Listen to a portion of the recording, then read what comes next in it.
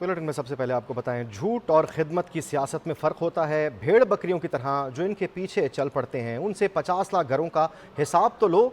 सदर नून लीग मियां मोहम्मद नवाज शरीफ की घनगरज, बानी पीटीआई पर शदीद तनकीद, बोले कारकर्दगी सिफर, मार धाड़ में नंबर 1 है। मुझे कहा कि गर्दन में रस्सा डाल कर निकालूंगा, बड़े बड़े बोल न बोला करो, जैसा करोगे वैसा भरोगे। वज़ीर आला पंजाब मरियम नवाज कहती हैं, इंतशारी टोला मुल्क की तरक्की को रोकना चाहता है। मुझे और नवाज शरीफ को अवाम की अपने बच्चों की तरह फिक्र है।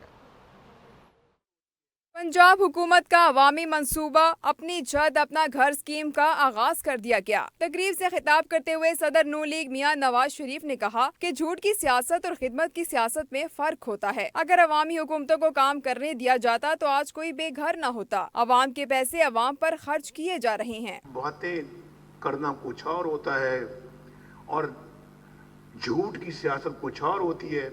हमें 50 लाख घरों का हिसाब तो दो, किधर है वो घर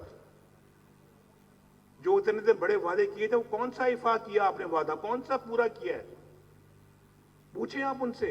सदर नून लीग बानी पीटीआई का नाम लिए बगैर तनकीद करते हुए बोले कि जेल में बैठी क़यादत से पूछा जाए उन्होंने खैबर पख्तूनख्वा के अवाम के लिए क्या किया है, इसके अज़ाइम क्या हैं, क्यों पंजाब और खैबर पख्तूनख्वा के अवाम के दरमियान तसादुम करवाना चाहता है। आप उन लोगों से भी पूछें जो जेल में बैठे हुए हैं कि आपने हमारे सूबे के लिए, केपीके के लिए क्या किया है, क्या किया है?